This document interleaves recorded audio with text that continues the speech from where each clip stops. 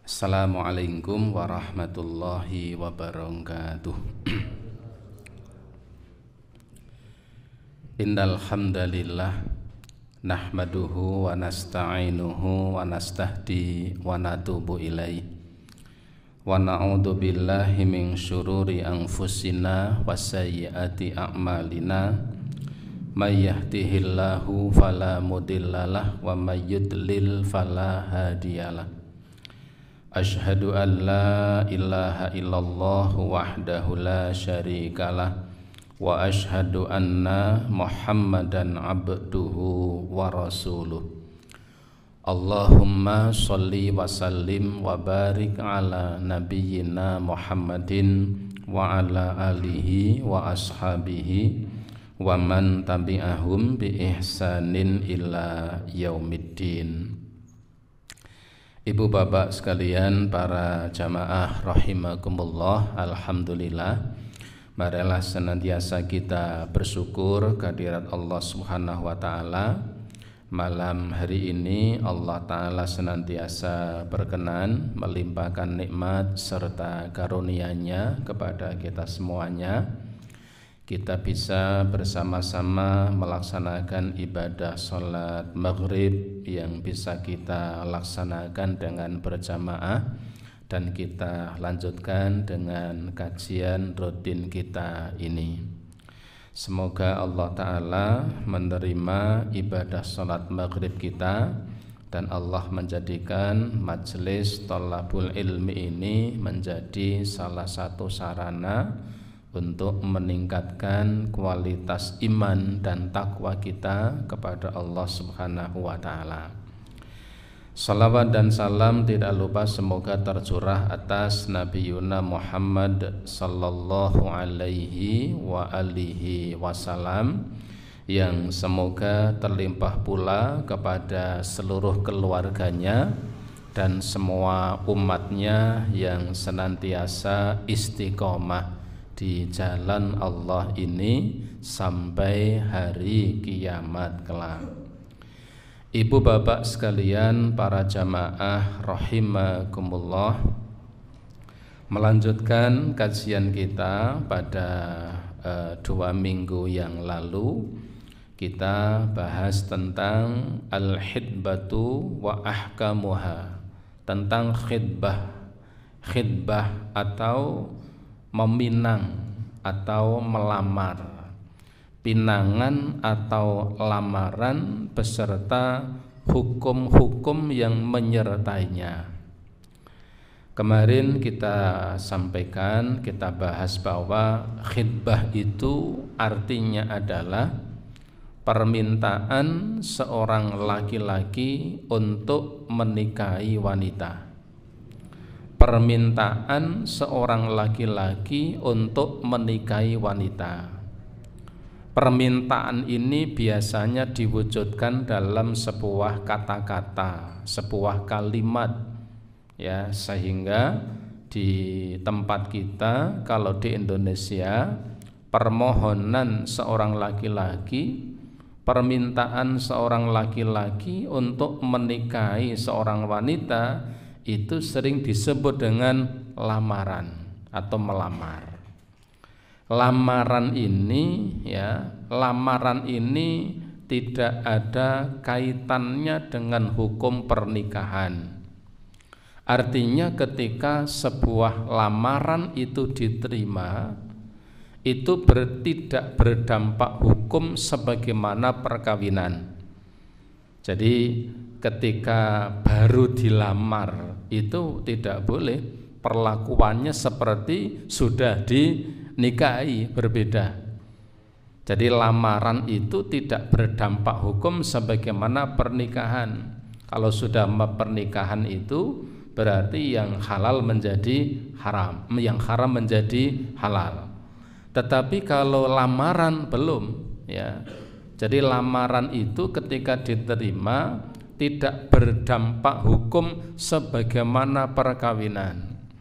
Ini yang kemarin perlu kita ingatkan, karena mungkin atau barangkali ada sebagian di antara kaum muslimin yang bukan memahami tetapi menyikapi, ya. bukan memahami tetapi menyikapi. Gandeng wis dilamar kemudian sudah apa bahasa Jawanya, rontang runtung, bahkan nginep bareng-bareng misalnya. Ini kan tidak diperbolehkan ya, karena lamaran itu tidak berdampak hukum sebagaimana pernikahan. Hukum melamar atau lamaran itu sendiri hukumnya adalah sunnah. Artinya apa? Artinya ketika sebuah pernikahan, kemudian pernikahan itu sudah berjalan, terjadi tanpa adanya lamaran, maka hukumnya tetap sah. Pernikahan yang terjadi tanpa adanya lamaran. Pernikahan terjadi bagaimana? Ketika sudah ada calon suami, calon istri, ada saksi, ada mahar. Ketika itu terjadi tanpa adanya lamaran, maka hukumnya tetap sah. Seperti apa? Seperti ketika ada seorang wali, ada seseorang punya anak wanita, punya anak seorang gadis. Lalu gadis ini ditawarkan kepada seorang laki-laki tanpa laki-laki itu melamarnya. Ditawarkan, kamu mau menikah dengan anak saya? Ya, nggih, kula purun. Ya wis nek pancen gelem kapan-kapan sambil ngenai mahar ya. Ya. Dia pun datang memberikan mahar. Perkawinannya langsung dilangsungkan. Sahkah? Sah. Meskipun tanpa ada lamaran. Kemudian melalui siapa seorang wanita itu bisa dipinang atau dilamar? Pertama, ya, seorang gadis itu biasanya dipinang, dilamar melalui walinya. Ini biasanya. Jadi seorang wanita, seorang gadis itu biasanya dilamar melalui walinya. Wali itu bisa jadi orang tuanya ketika si gadis itu masih punya orang tua. Kalau orang tuanya atau bapaknya sudah meninggal dunia, walinya siapa? Kakeknya. Dilamar melalui kakeknya. Atau ketika kakeknya sudah meninggal dunia, bapaknya sudah meninggal dunia, melalui siapa? Melalui saudara kandungnya, melalui kakaknya, atau melalui adiknya. Ini biasanya. Jadi wanita itu ya biasanya dilamar melalui walinya. Atau ketika wanita itu sudah rosidah. Rosidah itu bahasa Jawanya nalar, bahasa Indonesianya dewasa. Atau rosidah itu dalam bahasa rumah tangga ya sudah berpengalaman. Berpengalaman ini identik dengan apa? Sudah pernah menikah, berarti apa? Janda. Begitu. Jadi ketika wanita itu gadis dilamar melalui walinya. Kalau wanita ini dia sudah dewasa, sudah berpengalaman, wis tahu begitu. Kalimat wis tahu kan berarti dia sudah pernah menikah, artinya apa? Janda. Ketika wanita itu sudah menjanda, statusnya menjanda, bukan predikatnya ya, juga bukan pangkatnya, bukan ya. Tapi ketika wanita itu statusnya itu adalah janda, maka dia bisa menerima lamaran secara langsung tanpa melalui wali. Dengan kata lain, ketika ada seorang melamar melalui wali, wali itu boleh untuk langsung menolaknya kalau si gadis. Jadi kalau seorang gadis dilamar oleh seseorang tanpa kemudian wali itu menawarkan pada gadisnya, wali boleh menolak.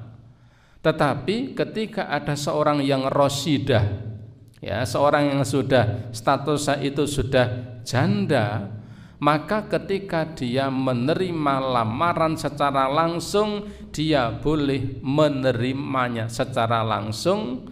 Dan ketika wali itu menolaknya, maka sebenarnya si janda ini berhak untuk menyatakan dia menerima dan menolak kalimatnya wali yang wali itu telah menerimanya, wali itu telah menolaknya. Jadi kalau janda itu bisa langsung menerima menerima lamaran, menerima atau menolaknya. Kenapa? Bahasa simpelnya dia sudah berpengalaman, wis tahu, kan begitu. Ya, jadi kalau si gadis ini ya dengan kata lain begini, wali itu ketika anak gadis, wali boleh ya dia mengatakan menerima atau tidak. Tapi kalau janda ini mestinya wali betul-betul mempersilahkan kepada janda itu untuk menerimanya atau untuk menolaknya, dan wali mestinya tidak boleh menghalanginya. Ini kalau yang dilamar itu adalah seorang janda. Kemudian kemarin kita sampaikan bahwa dianjurkan yusra'u, kemarin yang terakhir, yusra'u lil wali arda mualiyatahu al ahli shalah. Dianjurkan ya. Dianjurkan, bukannya boleh. Dianjurkan bagi seorang wali untuk apa? Untuk menawarkan wanita yang di bawah perwaliannya. Di bawah perwaliannya, contoh seperti seorang bapak kepada anak perempuannya. Bukan hanya dibolehkan, dalam Islam itu dianjurkan seorang wali untuk menawarkan anak gadisnya untuk ditawarkan kepada seseorang yang ia anggap orang yang soleh. Dan itu dalam Islam sebenarnya bukan aib. Wah, nanti gimana kalau ternyata yang ditawari itu dia menolak, lalu dia mengatakan pada orang-orang, saya ditawari ini tapi saya tidak mau. Berarti yang ditawari itu bukan orang soleh. Kalau omongannya banyak, berarti dia bukan soleh, solehah. Kalau omongannya banyak kan kayak perempuan. Jadi kalau dia itu orang soleh itu, ya dia orang soleh. Kalau dia ditawari dan dia tidak mau, tidak mungkin dia akan mengatakan itu pada orang lain. Dia akan menjaga apa? Akan menjaga kehormatan seorang wali yang menawarkan anak gadisnya. Ya, jadi kalau orang itu soleh, tidak mungkin dia akan ngomong ke sana, ngomong ke sana kemari, tidak mungkin. Dia akan tetap menyimpan rahasia itu. Seandainya ada orang yang menawarinya dan dia tidak berkenan, dia akan menjaga rahasia itu dan tidak akan disampaikan kepada orang lain. Maka begini, dianjurkan, kalimatnya dianjurkan bagi seorang wali untuk menawarkan ya wanita di bawah kewaliannya kepada orang yang soleh. Tanda kesolehannya adalah ya wali itu betul-betul paham, ini kalau saya tawari mudah-mudahan dia mau. Kalau dia tidak mau, dia tidak mungkin akan menceritakan para orang lain. Maka dianjurkan melakukan seperti ini. Seperti yang pernah dilakukan oleh salah seorang sahabat yang mulia. Ya, salah seorang sahabat yang mulia yaitu Utsman bin Affan. Sahabat mulia itu Umar bin Khattab, Umar bin Khattab. Umar bin Khattab ini ya ketika putrinya yaitu Hafsah, ketika Hafsah ini menjanda di usia yang masih sangat muda, 18 tahun. 18 tahun menjanda kan relatif masih sangat muda. Kalau menjanda sudah usia 50 tahun itu sudah biasa-biasa. Ini kan usia 18 tahun sudah menjanda. Ketika itu ya suaminya Hafsah ini ikut dalam satu riwayat dalam perang Badar. Ya mendapati luka yang banyak, akhirnya ia meninggal dunia. Maka Hafsah ini pun kemudian menjanda. Ketika Hafsah ini menjanda di usia masih sangat muda belia, maka Umar bin Khattab pun merasa apa? Merasa kasihan, galau.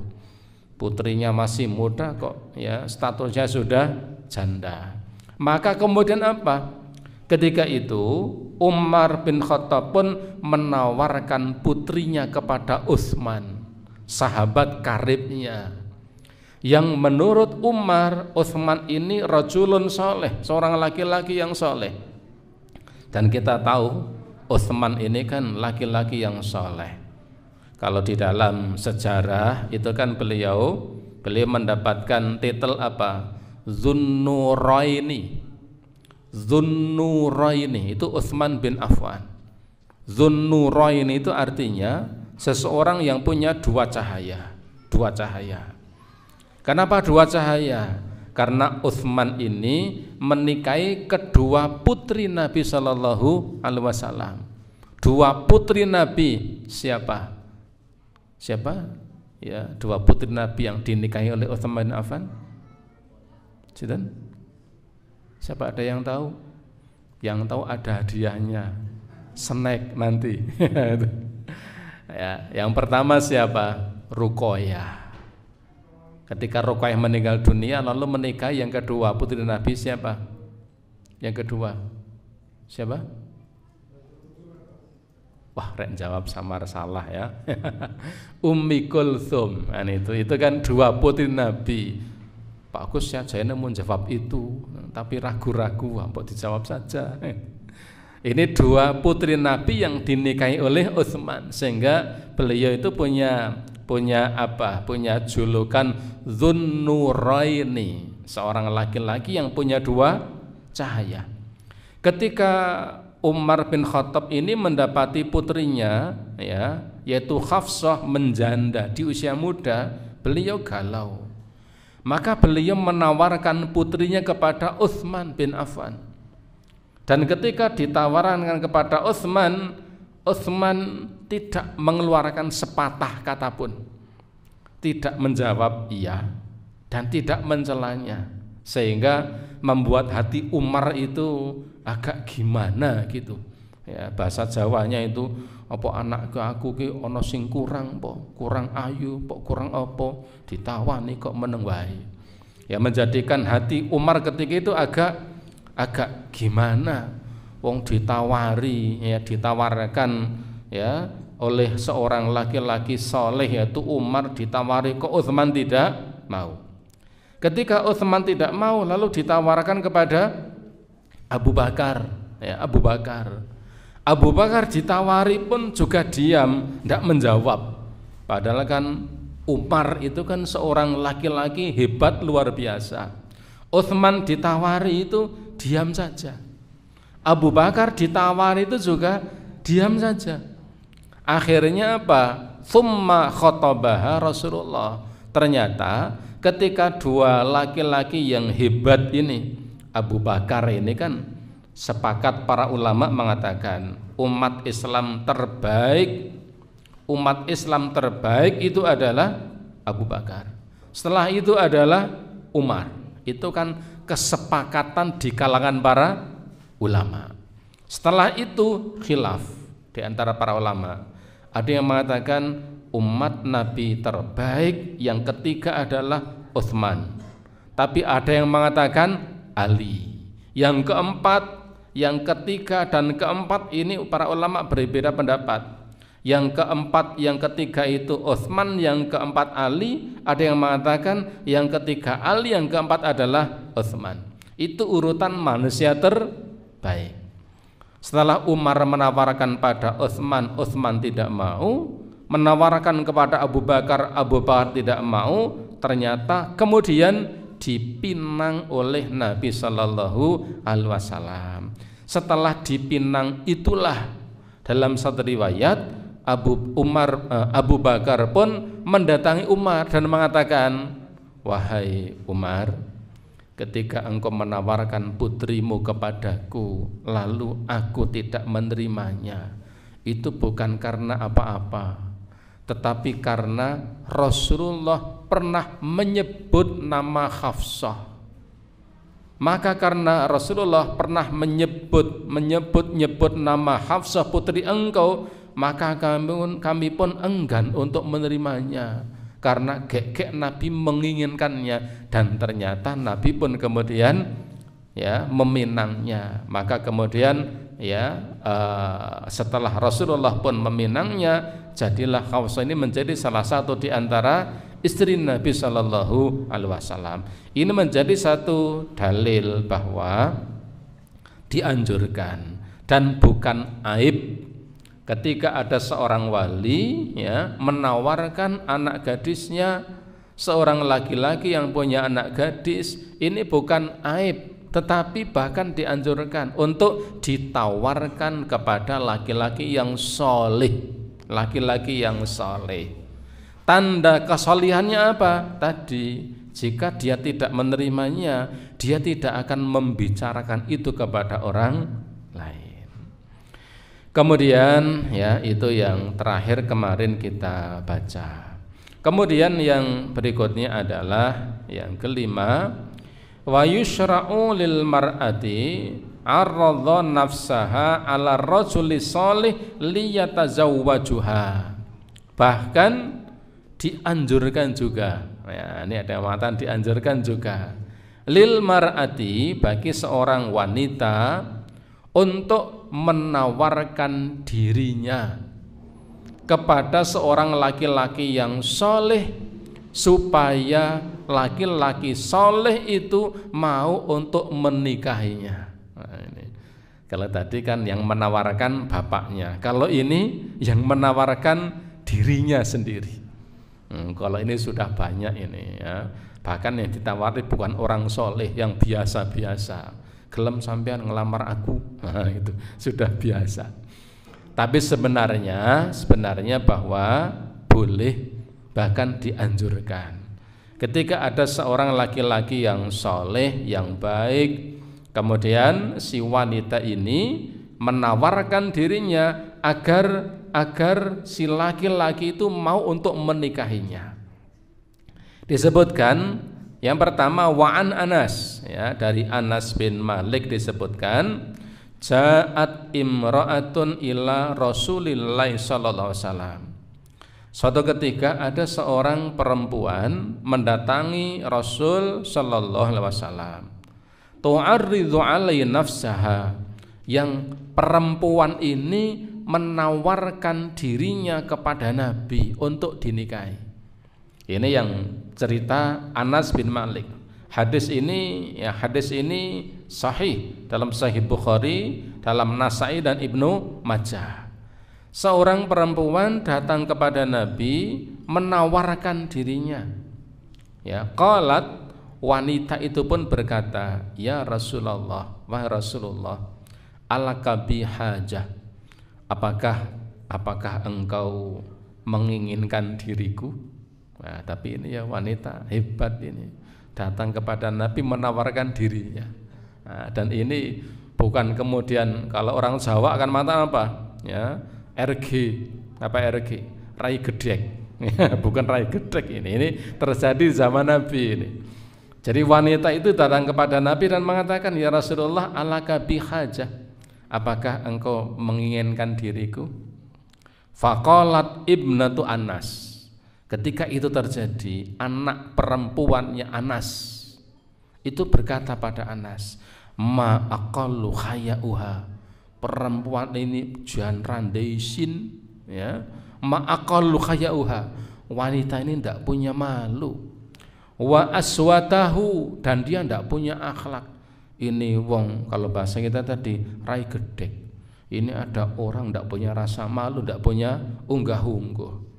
Faqala Anas, tetapi ketika itu Anas bin Malik kepada putrinya mengatakan, hiya khairun minka, kamu jangan sembarangan ngomong, wanita ini lebih baik daripada diri kamu, wanita ini lebih hebat, lebih baik daripada dirimu. Kenapa?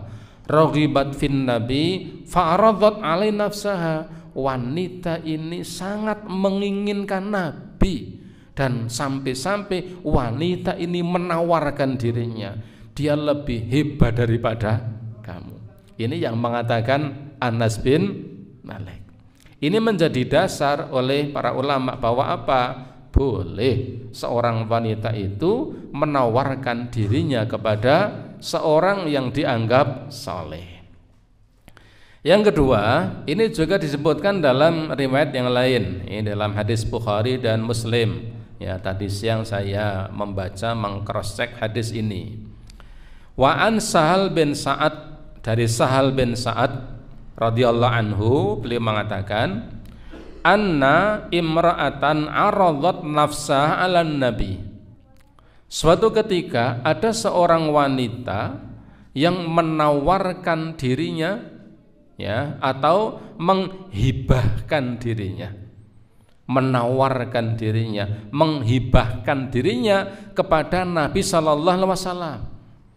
Ya, ini hadisnya hanya sampai di sini, tapi ini hadisnya panjang, Jadi ceritanya begini, ada seorang laki-laki yang menawarkan dirinya kepada Rasulullah sallallahu alaihi wasallam.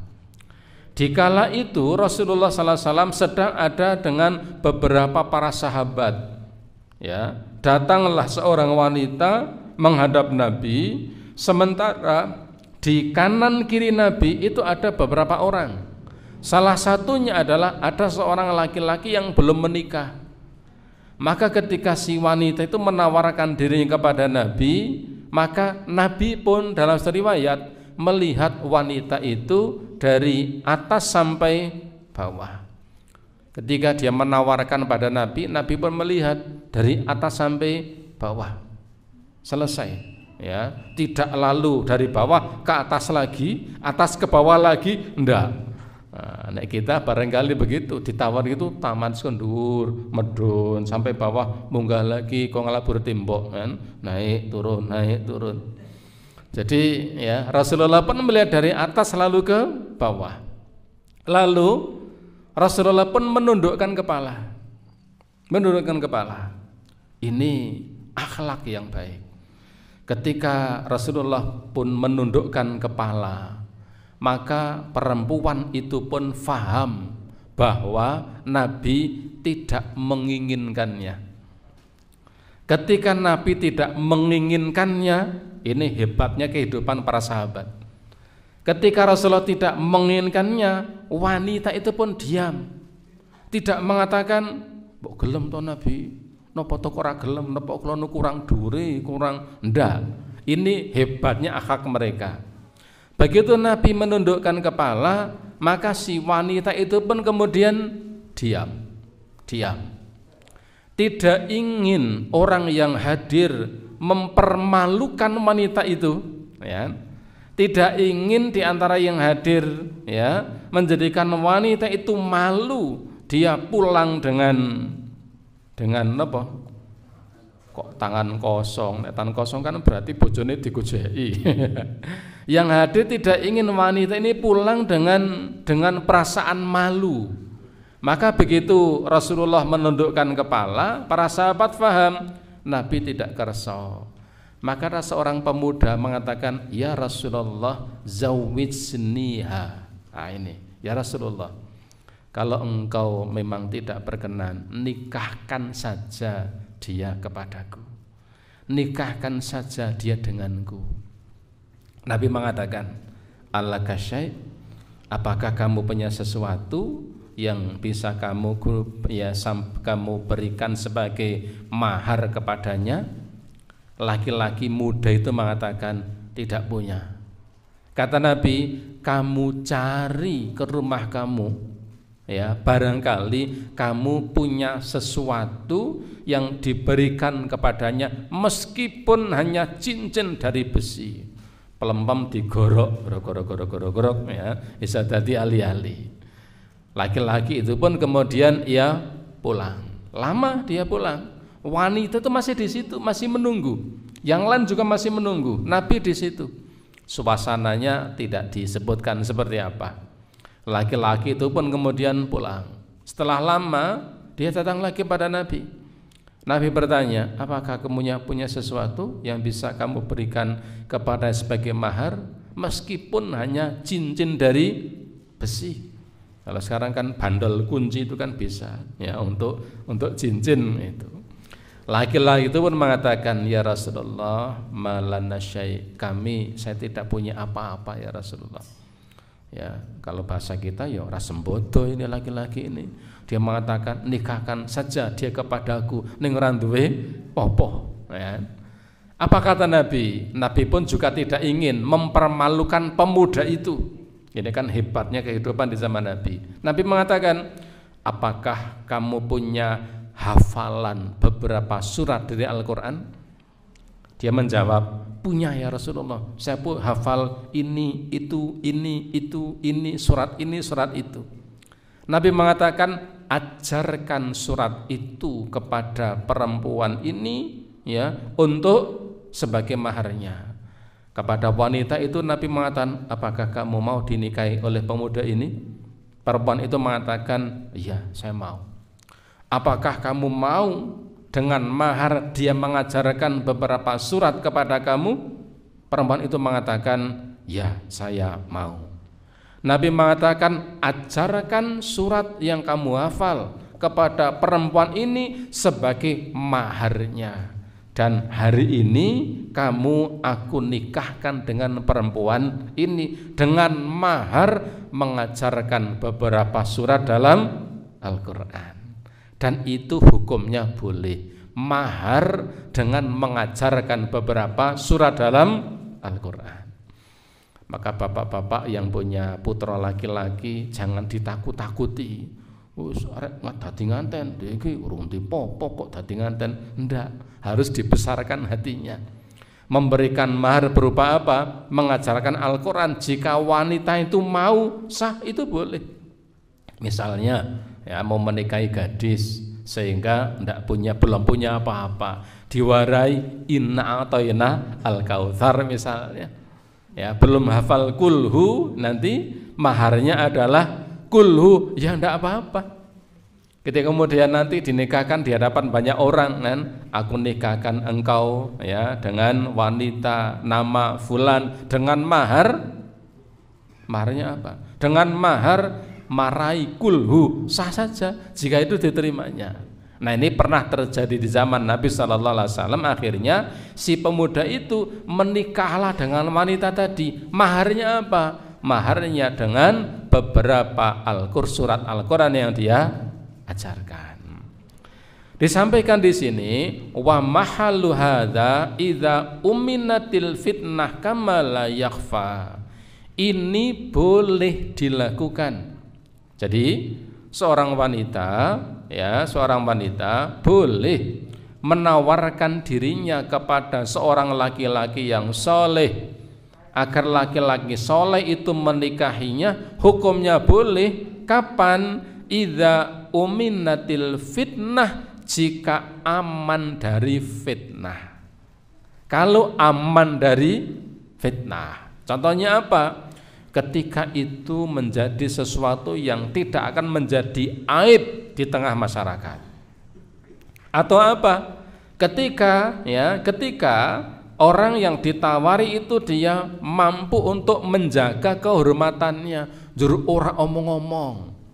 Kalau kemudian dia ditawari lalu kemudian malah ngomong, sudah banyak yang wanita yang menawarkan kepada saya, lalu saya tolak, jadi omong-omong ke. Ya, malah modern sekarang kan update status, hari ini datang seorang wanita, inisial namanya ini kepadaku, tapi aku tidak menerimanya, WK CKK. Wah, ini yang tidak boleh ini. Ya, akan menjadikan banyak fitnah. Maka disebutkan ini boleh untuk dilakukan ketika apa? Ketika aman dari fitnah. Fa in wajadatil fitnah, fa in wujidatil fitnah fi ikhbariha lirrajuli, ya, ketika dimungkinkan fitnah itu akan terjadi dengan biroghbatiya fi zawwaji minhu, dengan wanita itu menawarkan kepada seorang laki-laki saleh, ketika dimungkinkan nanti akan muncul fitnah, ya, lam yajuz, maka itu tidak dianjurkan. Kalau kemudian dimungkinkan akan terjadi fitnah, ya, dengan apa? Dengan si wanita tadi menawarkan kepada laki-laki soleh justru akan menimbulkan fitnah, itu tidak diperbolehkan. Contoh misalnya, ya, seorang laki-laki sudah bersuami, cetok-cetok, ya, laki-laki itu sedang ada di samping suaminya, ada wanita datang menawarkan, Pak, saya mau menawarkan diri saya, kalau memang Anda mau ya silakan saya dinikahi. Di situ ada istrinya, wah itu bisa nanti ono bledek sayaan kan itu ya, bisa jadi rame itu, piring-piring bisa apa namanya, bisa pecah dan seterusnya. Ketika apa? Ketika dimungkinkan akan terjadi fitnah. Sesuai dengan firman Allah Ta'ala, wallahu la yuhibbul fasad, Allah Ta'ala tidak menyukai kerusakan. Fitnah itu memungkinkan terjadi kerusakan, dan Allah Ta'ala tidak menyukai beragam kerusakan. Jamaah rahimakumullah, kita lanjutkan. Jadi boleh dan dianjurkan seorang wanita untuk menawarkan dirinya kepada seorang laki-laki yang soleh, seperti terjadi zaman Nabi, dengan catatan jika itu aman dari fitnah. Ketika itu dilakukan, dimungkinkan akan terjadinya fitnah, maka yang seperti itu tidak perlu untuk dilakukan, bahkan tidak boleh dilakukan, karena fitnah itu akan membawa kepada kerusakan, sementara Allah Ta'ala tidak menyukai bentuk-bentuk kerusakan, perkara yang membawa kepada kerusakan. Yang berikutnya adalah man la yajuzu khidbatuhunna. Siapa saja yang tidak boleh untuk dipinang, ya, siapa saja wanita-wanita yang tidak boleh dipinang. Yang pertama, al-muharramatu minan nisa'i sawa'un 'ala ta'bidi awit ta'kidi.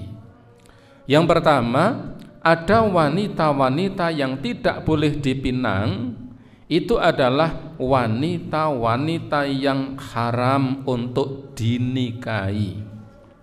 Baik tidak boleh atau haram dinikahi selamanya. Seperti dulu pernah kita sampaikan, wanita-wanita yang selamanya tidak boleh dinikahi. Kenapa? Karena ada pertalian nasab. Dulu sudah kita terangkan, bahkan sudah sampaikan gambarnya, gambar urutan wanita-wanita yang tidak boleh dinikahi. Seperti anak perempuan turun ke bawah, anak perempuan, ponakan perempuan, cucu perempuan tidak boleh dinikahi oleh dia. Saya tidak boleh menikahi anak perempuan saya, cucu perempuan saya, keponakan dan seterusnya. Ya, ini dulu sudah pernah kita sampaikan. Awit takkiti, ataupun yang haram dinikahi karena sementara, ya. Yang haram dinikahi selamanya itu seperti tadi, ya. Karena nasab, kemudian karena sepersusuan, ya, karena saudara sesusuan itu seperti saudara kandung, sehingga kalau kita punya saudara kandung kita punya anak perempuan, ya, punya cucu perempuan, mereka tidak boleh kita nikahi. Maka saudara sepersusuan pun juga sama. Saya punya saudara sepersusuan, maka ketika saudara sesusuan saya itu adalah perempuan, dia seperti saudara saya. Kalau saudara sepersusuan itu adalah laki-laki, saya tidak boleh menikahi anaknya dia, keponakannya dia, karena saudara sesusuan itu sama seperti saudara kandung. Dulu kaidahnya sudah kita sampaikan. Awit takkiti, atau yang tidak boleh dinikahi karena sementara. Contoh yang sementara itu seperti, ya, seperti karena semenda, atau ketika saya menikahi seorang perempuan, maka selama saya masih menikahinya, saya tidak boleh menikahi saudaranya. Saya punya istri perempuan, istri saya punya adik perempuan, punya kakak perempuan. Selama saya masih menjadi istri, ya, selama wanita itu jadi istri saya, nahu yahillu hidbatal kafirah, hanya memang diperbolehkan untuk meminang wanita-wanita kafirah, wanita-wanita kafir seperti Majusi dan yang lain, liyungkihaha, untuk menikahinya idza aslamat, jika ia masuk Islam. Jika ia masuk Islam. Ada debat panjang hukum seorang wanita, seorang laki-laki menikahi perempuan bukan muslim. Kalau di fatwa MUI, Majelis Ulama Indonesia, ya, itu fatwanya adalah tidak boleh. Tidak boleh seorang laki-laki muslim menikahi wanita yang bukan muslim apapun agamanya. Kenapa? Karena kalau di fatwa MUI itu disebutkan karena madharat yang akan muncul bisa lebih banyak daripada kemaslahatannya. Akan banyak kemadharatan yang ditimbulkan ketika seorang laki-laki menikahi wanita yang bukan muslim. Itu di fatwa MUI itu disebutkan panjang lebar tentang ketidakbolehannya. Karena apa? Karena akan muncul banyak persoalan. Apalagi yang namanya anak itu akan lebih dekat kepada ibunya daripada pada bapaknya. Dimungkinkan nanti anaknya akan mengikuti agama ibunya karena memang dekat dengan ibunya, dan anak nanti akan diajari dengan sesuatu yang menjadi agama ibunya. Sementara seorang laki-laki, ya, seorang laki mestinya dia akan memiliki keturunan-keturunan yang soleh, dan itu perintah yang umum di dalam Islam. Dan itu mungkin tidak akan didapati ketika apa? Ketika pasangan hidupnya, istrinya bukan seorang perempuan yang mukmin. Madharatnya akan muncul, akan sangat banyak. Maka di sini disebutkan bahwa menghitbah, melamar, meminang wanita yang bukan muslim, melamarnya boleh dengan catatan ketika ia menikahinya maka wanita itu sudah menjadi muslim. Kalau belum, ya belum dibolehkan. Tapi janji nanti setelah menikah seminggu berikutnya akan menjadi Islam. Sudah janji kok, makanya empun nikah seminggu malah ajang Islam.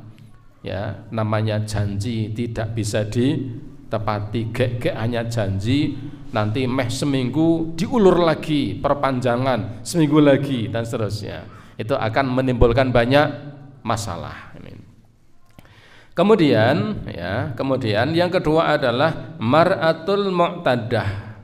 Yang kedua yang juga tidak boleh dilamar itu adalah wanita-wanita yang sedang menjalani masa iddah.